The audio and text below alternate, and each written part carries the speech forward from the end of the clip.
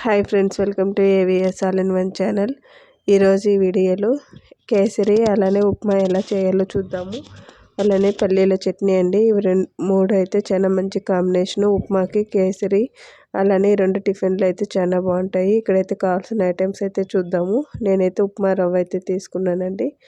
ఒక గ్లాస్ ఉప్మా రవ్వ తీసుకొని నీట్గా వేయించుకున్నాను. ఈ గ్లాస్ అయితే మాకు కరెక్ట్గా సరిపోతుంది.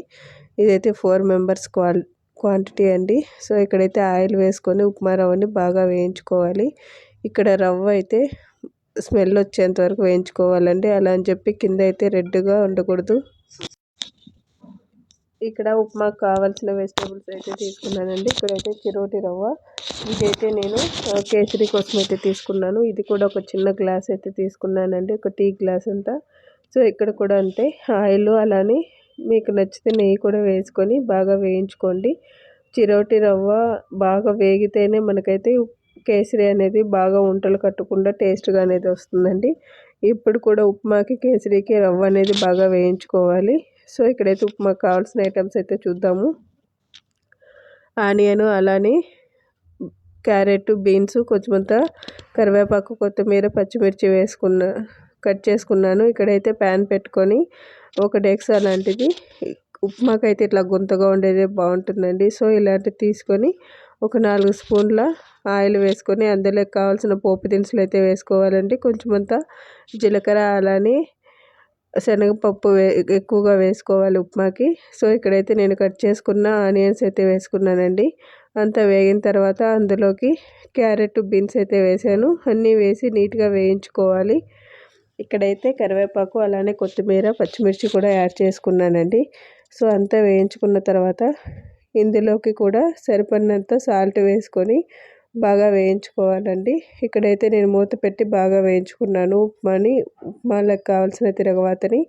సో ఇక్కడ మనకు ఒక గ్లాస్ అయితే ఇక్కడ వేగిన తర్వాత అలానే సాల్ట్ కూడా వేసుకున్న తర్వాత మనం ఏ గ్లాస్తో అయితే వాటర్ తీసుకున్నామో ఆ గ్లాస్తో వాటర్ అయితే పోసుకోవాలి. ఇప్పుడు నేనైతే ఒక గ్లాస్ అంతా ఉప్మా రవ్వ తీసుకున్నాను. ఆ గ్లాస్తోనే ఒక గ్లాస్ అయితే వాటర్ పోసాను. అలానే ఇక్కడ ఒక గ్లాస్ ఉప్మా రవ్వకి నేనైతే 3.5 గ్లాస్ అయితే పోస్తున్నానండి. అప్పుడైతేనే మనకు ఉప్మా రవ్వ కన్సిస్టెన్సీ అనేది బాగుంటుంది. అలానే ఉప్మా మనం చేసుకున్నా కూడా ఎక్కువసేపు గట్టి పడకుండా ఉంటుంది.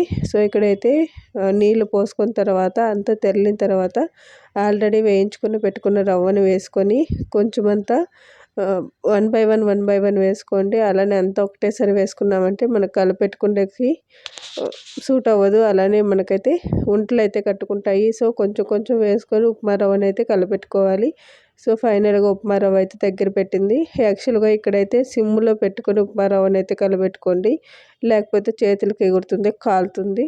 సో అందుకనేసి ఎప్పుడు కూడా ఉప్మా చేసేటప్పుడు నీళ్ళు ఉడికిన తర్వాత సిమ్లో పెట్టుకొని ఉప్మా రవ్వ వేసుకున్నామంటే కరెక్ట్గా ఉంటుంది. సో ఉప్మా రవ్వ నేనైతే సిమ్లో పెట్టాను. ఇక్కడైతే ఒక గ్లాస్కి ఒక 3 గ్లాసులంతా వాటర్ వేసుకొని నేనైతే చిరోటి రవ్వ కేసరి చేసేకైతే రెడీ చేసుకున్నానండి. సో వేయించుకున్న ప్యాన్లోనే నేనైతే చిరోటి రవ్వను బాగా ముద్దగా అయ్యేంత వరకు వాటర్ పోసుకొని అయితే కలపెట్టుకున్నాను. ఇక్కడ ఇదే అండి మెయిన్. ఇక్కడైతే ఫస్ట్ రవ్వ అనేది బాగా ఉడకాలి, అప్పుడైతేనే మనము షుగర్ అనేది వేయగలము. సో ఇక్కడైతే ఉప్మా అయితే కరెక్ట్గా ఉడికిపోయిందండి. ఇదైతే నేను సిమ్లో పెట్టుకొని ఒక 5 నిమిషాలు అయితే ఉడకపెట్టుకున్నాను. చూసారా, మనకైతే గరిటెకి అనేది అంటుకోకూడదు ఉప్మా రవ్వ, అప్పుడైతేనే మనకు కరెక్ట్గా ఉడికినట్టు. సో ఇక్కడ కూడా అంతే, నేను చిరోటి రవ్వని సిమ్లో పెట్టుకొని బాగా ఉడికించుకున్నానండి. ఇక్కడ ఫస్ట్లోనే మనమైతే రవ్వని అయితే బాగా ఉడికించుకోవాలి. ఆ తర్వాతే మనం ఏమైనా ఇక్కడైతే రవ్వ అయితే బాగా దగ్గర పడిందండి. ఇక్కడ నేను ఒక గ్లాస్కి 3.5 గ్లాస్ అయితే నీళ్ళు పోసుకున్నాను కదా. సో ఇక్కడైతే నేను సిమ్లో పెట్టుకొని ఉడకపెట్టుకున్నాను. ఇదైతే పాలలోకి కొంచెం అయితే కలర్ వేసుకొని, సో ఇది కేసరి కలర్ కావాలంటే మీరు కేసరి కలర్ కూడా యాడ్ చేసుకోవచ్చండి. కాకపోతే నాకు ఈ కలర్ వేసుకోవడమే ఎక్కువ ఇష్టము. సో కలర్ వేసుకున్నాను. ఇక్కడైతే నేను ఒక గ్లాసు చిరోటి రవ్వకి ఒక గ్లాస్ అంతా షుగర్ తీసుకొని యాలక బుడ్డ వేసుకున్నాను. సో మనమైతే ఎంత రవ్వ తీసుకుంటామో అంత మెజర్మెంట్తోనే గ్లాస్తోనే మనమైతే షుగర్ తీసుకోవాలి. సో ఇక్కడైతే కొంచెం స్వీట్ ఎక్కువ కావాలన్న వాళ్ళు ఇంకా కొంచెం అర్ధ గ్లాస్ అయితే ఎక్కువ వేసుకోవచ్చండి.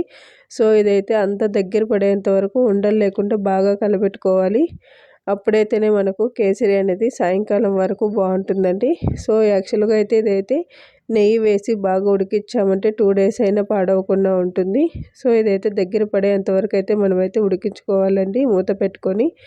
ఇక్కడైతే నేను చట్నీకి అయితే రెడీ చేసుకున్నాను. ఆలోపు ఆల్రెడీ ఉప్మా అయిపోయింది కాబట్టి ఒక ప్యాన్ పెట్టుకొని అందులోకి ఒక 3 to 5 అంతా పచ్చిమిరపకాయలు అయితే వేసుకోవాలండి. ఇవైతే కలర్ వచ్చేంత వరకు వేయించుకోవాలి. జస్ట్ లైట్ కలర్ వస్తే చాలు. సో చిన్న మిక్సీ జార్లో శనగపప్పు అలానే శనగగింజలు కొంచెం అంతా ఆనియను వెల్లుల్లి వేసుకోవాలి. చింతపండు అయితే నానబెట్టి పెట్టుకున్నానండి. సో వేయించిన పచ్చిమిర్చి వేసుకొని మిక్సీ అయితే పట్టుకోవాలండి. పల్లీల చట్నీ అయితే రెడీ అయిపోయింది. ఇది ఉప్మాకి అయితే చాలా మంచి కాంబినేషను. ఒకసారి ఉప్మా ఇష్టం లేని వాళ్ళు కూడా ఇలా చట్నీ చేసి పెట్టండి, చాలా ఇష్టంగా తింటారు. సో ఫైనల్గా మనకైతే ఉప్మా అలానే చట్నీ అయితే రెడీ అయిపోయిందండి. అలాగే ఆల్రెడీ మూత పెట్టాం కదా కేసరికి. సో ఉడికిన తర్వాత చూసామంటే దగ్గర పడింది. సో ఫైనల్గా కేసరి కూడా రెడీ అయిపోయిందండి. ఈ వీడియో కనుక నచ్చినట్టయితే లైక్, షేర్ అండ్ సబ్స్క్రైబ్ చేయండి. కొత్తగా చూసేవాళ్ళు మా ఛానల్ అయితే సబ్స్క్రైబ్ చేయండి. మీ ఫ్యామిలీ మెంబర్స్కి అయితే షేర్ చేయండి.